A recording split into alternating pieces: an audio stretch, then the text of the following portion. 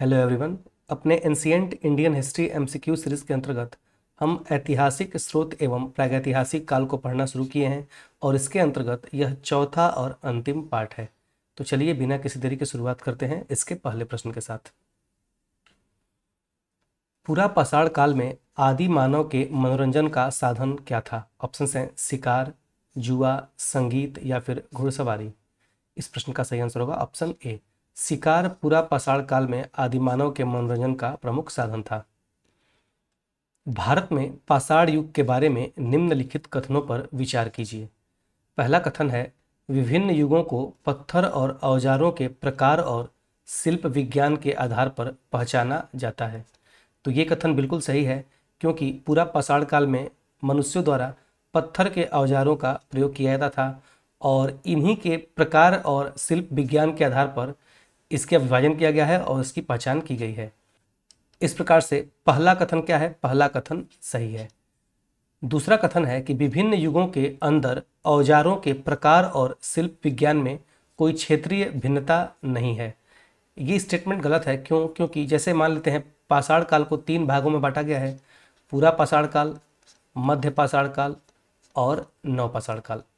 तो जाहिर सी बात है कि पूरा पाषाण काल के औजारों में मध्य पाषाण काल के औजारों से तथा नवपाषाण काल के औजारों में भिन्नता पाई जाएगी, लेकिन इसमें कहा जा रहा है कि भिन्नता नहीं होती है। तो ये कथन क्या हो जाएगा? गलत हो जाएगा। इस प्रकार से दूसरा स्टेटमेंट क्या हो जाएगा? गलत हो जाएगा। तीसरा स्टेटमेंट है, विभिन्न युगों की पाषाण युग संस्कृति पूरे महाद्वीप में एक असिंचित एक समान ढंग से एक समान विकसित हुई है। तो ये भी गलत है, क्योंकि जितने भी पाषाण युग की संस्कृतियां हैं वह अलग अलग प्रकार से अलग अलग ढंग से विकसित हुई हैं। जैसे कि पूरा पाषाण काल के विकसित होने का तरीका अलग था, मध्य पाषाण काल का अलग था और नव पाषाण काल का अलग था।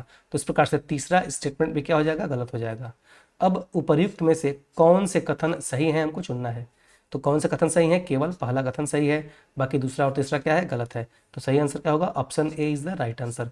केवल पहला कथन सही है कि विभिन्न युगों को पत्थर के औजारों के प्रकार और शिल्प विज्ञान के आधार पर पहचाना जाता है। फलक संस्कृति का संबंध निम्नलिखित में से किस काल से है? ऑप्शंस हैं निम्न पूरा पाषाण काल से, मध्य पूरा पाषाण काल से, उत्तर पूरा पाषाण काल से या फिर उपर्युक्त में से कोई नहीं। इस प्रश्न का सही आंसर होगा ऑप्शन बी, मध्य पूरा पाषाण काल से फलक संस्कृति का संबंध है।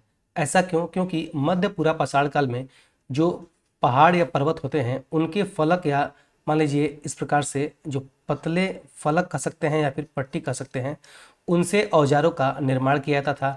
इस वजह से मध्य पूरा पाषाण काल संस्कृति को फलक संस्कृति के नाम से भी जाना जाता है। क्यों? क्योंकि इसमें औजारों का निर्माण जो था वह पत्थरों के पतले टुकड़े या फिर फलक से किया जाता था। तो सही आंसर क्या होगा? ऑप्शन बी, मध्य पूरा पाषाण काल। दिए गए कथनों में से असत्य कथन की पहचान करें। हमें असत्य वाले कथन को चुनना है। पहला कथन है कि फलक उपकरणों का निर्माण क्वार्टजाइट पत्थर से किया जाता था। तो ये बात बिल्कुल सही है। फलक संस्कृति या फिर मध्य पूरा पाषाण काल में जो उपकरणों का निर्माण है वह क्वार्टजाइट नामक पत्थर से किया जाता था। दूसरा स्टेटमेंट है, मध्य पूरा पाषाण काल के उपकरण महाराष्ट्र से नहीं मिले हैं। तो ये स्टेटमेंट गलत है, क्योंकि मध्य पूरा पाषाण काल के उपकरण महाराष्ट्र से भी मिले हैं। महाराष्ट्र के भी कुछ प्रमुख स्थल हैं जो कि मध्य पूरा पाषाण काल से संबंधित हैं। जैसे पटने एक प्रमुख स्थल है, उसके साथ साथ एक दूसरा स्थल है हटखंबा। तो ये दोनों स्थलों के नाम भी आप लोग ध्यान रखेंगे। पूछा सकता है कि यह किस राज्य में पड़ते हैं और किस समय से संबंधित हैं। तो मध्य पूरा पाषाण काल से संबंधित महाराष्ट्र राज्य में स्थल पाए जाते हैं। तो हमने देखा किस प्रकार से पहला स्टेटमेंट क्या है, सही है, और दूसरा स्टेटमेंट गलत है। पूछा जा रहा है कौन सा गलत है, तो केवल दूसरा कथन गलत है। इस प्रकार से सही आंसर क्या होगा? Option B is the right answer. Vindhyan क्षेत्र के किस पाषाण स्थल से अधिकतम संख्या में मानव खोपड़ी का साक्ष्य मिला है? ऑप्शन है मोरहाना पहाड़, घघरिया, बाघाई खोर या फिर लेखहिया। इस प्रश्न का सही आंसर होगा ऑप्शन डी, लेखहिया वह विंध्यन क्षेत्र का पाषाण स्थल है जहां से अधिकतम संख्या में मानव खोपड़ी का साक्ष्य मिला है। मध्य पाषाणिक प्रसंग में पशुपालन के प्रमाण जहां मिले हैं वह स्थान कौन सा है? ऑप्शंस हैं लखननाज, वीरभानपुर, आदमगढ़ या फिर चौपानी मांडो। इस प्रश्न का सही आंसर होगा ऑप्शन सी, आदमगढ़ वह स्थान है जहां से पशुपालन के प्रमाण मिले हैं। और इसके साथ साथ एक स्थल और है जिसका नाम ध्यान रखेंगे आप लोग, बागौर और आदमगढ़ दोनों जगह से ही मध्य पाषाणिक प्रसंग में पशुपालन के प्रमाण मिले हैं। आपको बताना है कमेंट में कि आदमगढ़ किस स्थान पे या फिर किस राज्य में है और बागौर किस राज्य में है। इसका आंसर आप लोग कमेंट बॉक्स में दें। हड्डी से निर्मित आभूषण भारत में मध्य पाषाण काल के संदर्भ में प्राप्त हुए हैं। कहाँ से? ऑप्शन है सराय नाहर राय से, महदहा से, लेखहिया से या फिर चौपानी मांडी से। इसका सही आंसर होगा ऑप्शन बी, महदहा वह स्थल है जहां से हड्डी से निर्मित भारत में आभूषण प्राप्त हुए हैं। और यह महदहा किस स्थान पे है? तो यह उत्तर प्रदेश राज्य के प्रतापगढ़ जिले में पड़ता है। तो ये लोकेशन भी आप लोग ध्यान रखेंगे, यहाँ से भी प्रश्न पूछा जाता है।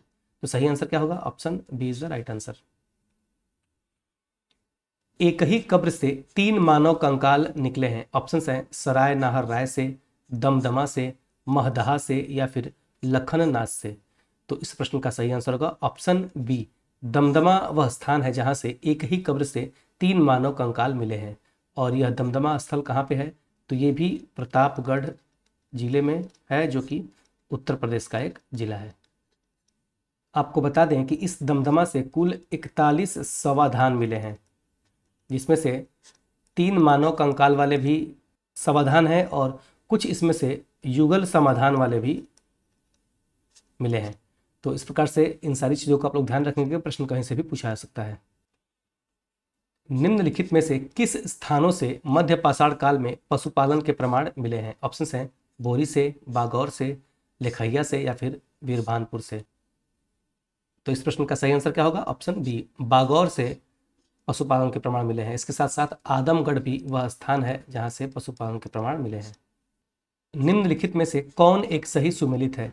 पहले कॉलम में मध्य पाषाणिक काल के स्थल का नाम दिया गया है और दूसरे कॉलम में उसकी अवस्थिति की वह कहाँ पे स्थित है। जैसे आदमगढ़ होशंगाबाद में, भीमबेटका महाराष्ट्र में, पलामू मध्य प्रदेश में और गिदलूर कर्नाटक में। हमें बताना है कौन सा सही सुमेलित है। तो सबसे पहले ऑप्शन की बात करें तो आदमगढ़ कहाँ पे स्थित है? तो आदमगढ़ होशंगाबाद में ही स्थित है। तो इस प्रकार से पहला ऑप्शन ही क्या है? वह सही है। बाकी बात कर लेते हैं दूसरे ऑप्शंस की। भीमबेटका महाराष्ट्र में न होके मध्य प्रदेश में है। और बात करें पलामू की, तो पलामू मध्य प्रदेश राज्य में न होके यह झारखंड में पड़ता है। और गिदलूर कर्नाटक में न पड़ के यह आंध्र प्रदेश में स्थित स्थल है। तो इन सभी चीज़ों को भी आप लोग ध्यान रखेंगे, यहाँ से भी प्रश्न पूछे जा सकते हैं। पहिए का आविष्कार कब हुआ? ऑप्शन है नवपाषाण काल में, मध्य पाषाण काल में, पूरा पाषाण काल में या फिर लौह काल में। इसका सही आंसर होगा ऑप्शन ए, पहिए का आविष्कार मानव द्वारा नवपाषाण काल में हुआ था। नवपाषाण काल से संबंधित कुछ अन्य आविष्कारों की बात कर लेते हैं। जैसे पहला था पहिए का आविष्कार नवपाषाण काल में हुआ। फिर आग का आविष्कार भी नवपाषाण काल में हुआ और इसके साथ साथ कृषि का विकास भी नवपाषाण काल में हुआ। तो इन तीनों चीज़ों का आप लोग ध्यान रखेंगे। निम्नलिखित में से किस स्थल से मानव कंकाल के साथ कुत्ते का कंकाल भी समाधान से प्राप्त हुआ है? ऑप्शन हैं ब्रह्मगिरी से, बुर्जहोम से, चिराज से या फिर मस्की से। इसका सही आंसर होगा ऑप्शन बी, बुर्जहोम ऐसा स्थल है जहां से मानव कंकाल के साथ कुत्ते के दफनाए जाने का प्रमाण भी मिला है। और बुर्जहोम कहाँ पे है? तो यह जम्मू और कश्मीर राज्य में पड़ता है। राख का टीला निम्नलिखित किस नवपाषाण कालिक स्थल से संबंधित है? ऑप्शन हैं बुदिहाल, संगनकल्लू, कोल्डिहवा या फिर ब्रह्मगिरी। तो राख का टीला जो है वह संगनकल्लू नामक स्थान से प्राप्त हुआ है। तो सही आंसर क्या होगा? Option B. और ये पूछा जाए कि संगनकल्लू स्थान किस राज्य में है, तो यह कर्नाटक में पड़ता है। तो इसकी लोकेशन भी आप लोग ध्यान रखेंगे, एग्जाम में पूछा जाता है। नवपाषाण काल युग में भारतीय उपमहाद्वीप के उत्तर पश्चिमी क्षेत्र में निम्नलिखित में से किस स्थान पर कृषि के अभ्युदय के प्रारंभिक प्रमाण प्राप्त हुए हैं? ऑप्शन हैं मुंडीगाक, मेहरगढ़, दम सदात या फिर बालाकोट। तो इसका सही आंसर होगा ऑप्शन बी, मेहरगढ़ वह नवपाषाण कालीन स्थल है जहाँ पे सबसे पहले कृषि के प्राचीनतम साक्ष्य प्राप्त हुए हैं। और पूछा जाए कि मेहरगढ़ कहाँ पड़ता है, तो मेहरगढ़ बलूचिस्तान में पड़ता है। और बलूचिस्तान कहाँ पर स्थित है? वर्तमान में पाकिस्तान का हिस्सा है। भारत में पशुपालन एवं कृषि के प्राचीनतम साक्ष्य प्राप्त हुए हैं। ऑप्शन है अंजीरा से, दमसदात से, किली गुल मोहम्मद से या फिर मेहरगढ़ से। तो इसका सही आंसर होगा ऑप्शन डी। भारत में पशुपालन एवं कृषि के प्राचीनतम साक्ष्य मेहरगढ़ से प्राप्त हुए हैं। और यह कहाँ पे स्थित है? जो पाकिस्तान के बलूचिस्तान में स्थित है। तो इस नाम को भी आप लोग ध्यान रखेंगे। नवपाषाण काल के लोगों द्वारा पाला गया प्रथम पशु कौन सा था? ऑप्शन हैं भेड़, बकरी, कुत्ता या फिर घोड़ा। तो इसका सही आंसर होगा ऑप्शन सी। कुत्ता नवपाषाण काल के लोगों द्वारा पाला गया पहला पशु था। प्रश्न है नवपाषाण कालीन गर्त निवासों के अवशेष कहाँ से मिले हैं? सबसे पहले जानते हैं कि गर्त निवास क्या होता है। जैसे जिस क्षेत्र में ठंडी ज़्यादा पड़ती है वहाँ पे इस जमीन को खोद के गड्ढा बनाया जाता है और उसमें लोग रहते हैं, तो उसको ही गर्त निवास कहा जाता है। तो पूछा जा रहा है कि इनमें से कौन से स्थल हैं जहाँ पे ये गर्त आवास पाए गए हैं। सबसे पहला है बुर्जहोम, दूसरा है गुफा कराल और तीसरा है कुपाड़ तथा चौथा है महागढ़ा। और हमको कूट्स के हिसाब से आंसर चूज करना है। तो बुर्जहोम जो कि जम्मू कश्मीर में पड़ता है, यहाँ से गर्ता आवास के साक्ष्य प्राप्त हुए हैं। और साथ ही साथ गुफा कराल से भी, जो कि जम्मू कश्मीर में ही पड़ता है, वहाँ से भी गर्ता आवास के साक्ष्य प्राप्त हुए हैं। बाकी कुपाड़ और महागढ़ा से गर्त आवास के साक्ष्य प्राप्त नहीं हुए हैं। तो सही आंसर क्या होगा? सही आंसर होगा हमारा पहला और दूसरा, option B is the right answer. 1 और 2 स्थान अर्थात बुर्जहोम और गुफा कराल स्थान से हमें गर्त आवास के साक्ष्य प्राप्त हुए हैं। नवपाषाण काल के संदर्भ में दिए गए निम्नलिखित कथनों पर विचार कीजिए। पहला कथन है कि नवपाषाण काल या नियोलिथिक शब्द का प्रयोग सर्वप्रथम सर जॉन लुब्बक ने किया था। तो ये स्टेटमेंट बिल्कुल सही है।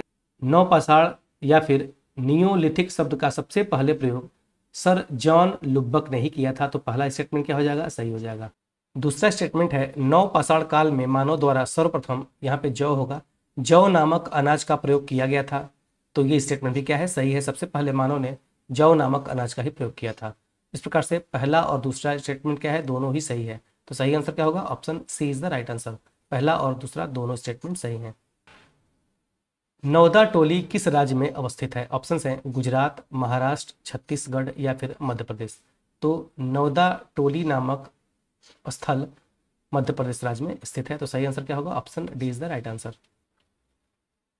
निम्नलिखित में से किसको चालकोलिथिक युग भी कहा जाता है? ऑप्शंस हैं पुरापाषाण युग को, नवपाषाण युग को, ताम्रपाषाण युग को या फिर लौह युग को। तो इसका सही आंसर होगा ऑप्शन सी। ताम्रपाषाण युग को चैल्कोलिथिक युग भी कहा जाता है। अच्छा, ताम्रपाषाण युग ऐसा युग था जब मानव ने तांबे नामक धातु का प्रयोग करना शुरू कर दिया था। और इस काल में मनुष्य ने तांबे और पत्थर को मिला के अपने उपकरणों का निर्माण किया था। और इस ताम्रपाषाण काल युग को चैल्कोलिथिक युग भी कहा जाता है। तो इस नाम को भी आप लोग ध्यान रखेंगे। इनाम गांव कहाँ अवस्थित है? ऑप्शंस हैं उत्तर प्रदेश में, महाराष्ट्र में, मध्य प्रदेश में या फिर कर्नाटक में। इसका सही आंसर होगा ऑप्शन बी। इनाम गांव महाराष्ट्र का एक स्थल है। तो सही आंसर होगा महाराष्ट्र राज्य में इनाम गांव स्थित है। ताम्रपाषाणिक संस्कृति के संदर्भ में दिए गए निम्नलिखित कथनों पर विचार कीजिए। पहला कथन है कि ताम्रपाषाणिक स्थल नवदा टोली, जो कि एमपी में पड़ता है, इसकी खोज पुरातत्विकविद एच.डी. संकालिया ने की थी। तो ये बात बिल्कुल सही है।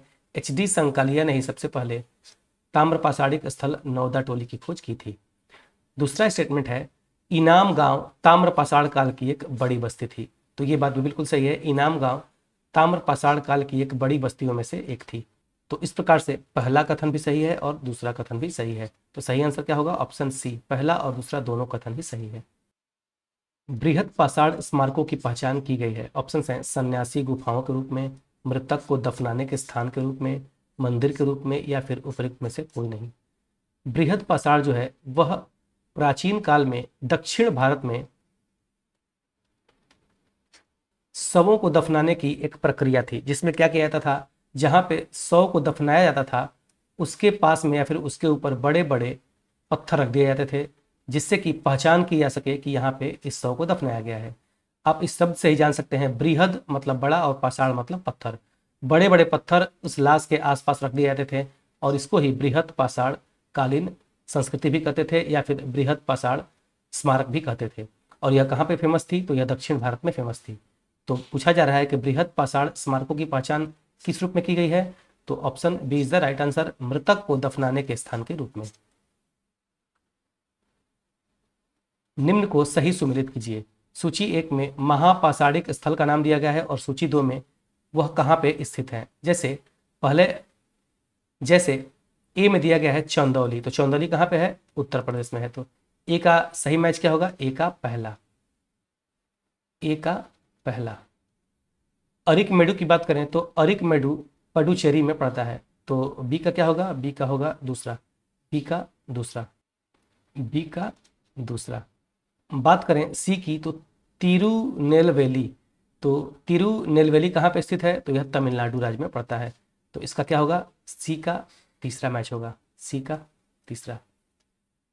बात करें नागपुर की तो नागपुर महाराष्ट्र में पड़ता है, तो डी का चौथा। इस प्रकार से 1 2 3 4 जिसमें होगा वही सही होगा। पहले ऑप्शन की बात करें तो इसमें क्या है 1 2 3 4, तो यही हमारा सही आंसर होगा। तो इस प्रकार से ऐसे प्रश्न अक्सर एग्जाम में पूछे जाते हैं। आपको महापाषाणिक स्थल या फिर कोई भी पुरातात्विक साक्ष्य वाला स्थल दे दिया जाएगा और पूछ दिया जाएगा कि उसकी स्थिति किस राज्य में है या फिर वह किस राज्य में पड़ता है। तो इसके लिए आप लोगों को रेडी रहना पड़ेगा और इन चीज़ों को ध्यान देना पड़ेगा। दिए गए निम्नलिखित कथनों पर विचार कीजिए। सबसे पहला कथन है कि इतिहासकारों ने महापाषाण काल को 1000 ईस्वी पूर्व से लेकर प्रथम शताब्दी ईस्वी पूर्व के बीच में निर्धारित किया है। तो ये बात बिल्कुल सही है। महापाषाण काल जो है वह 1000 ईस्वी पूर्व से लेकर प्रथम शताब्दी ईस्वी पूर्व के बीच में निर्धारित किया गया है, जिसमें कि बड़े बड़े पत्थरों को लाशों के पास रख दिया जाता था जिससे उनकी पहचान हो सके। दूसरा स्टेटमेंट है महापाषाण काल में आंशिक समाधान पद्धति प्रचलित थी। तो ये स्टेटमेंट भी बिल्कुल सही है। महापाषाण काल में आंशिक समाधान किया जाता था। इस प्रकार से पहला और दूसरा दोनों ही स्टेटमेंट सही है। तो सही आंसर क्या होगा, option C is the right answer. तो ये था हमारा आज का पूरा कंप्लीट वीडियो, जिसमें हम लोगों ने ऐतिहासिक स्रोत एवं प्रागैतिहासिक काल से संबंधित बनने वाले सभी प्रश्नों को सॉल्व कर लिया। वीडियो पसंद आता है तो जितना हो सके इस वीडियो को शेयर करें अपने दोस्तों के साथ, अपने स्टडी ग्रुप में, और चैनल को सब्सक्राइब नहीं किया है तो सब्सक्राइब जरूर करें। आप अपने सुझाव हमें कमेंट बॉक्स में दे सकते हैं, जिससे हम इस वीडियो लेक्चर में कुछ सुधार कर सकें। मिलते हैं अपने एंशिएंट हिस्ट्री के दूसरे टॉपिक के साथ इसके अगले वीडियो में। Thank you.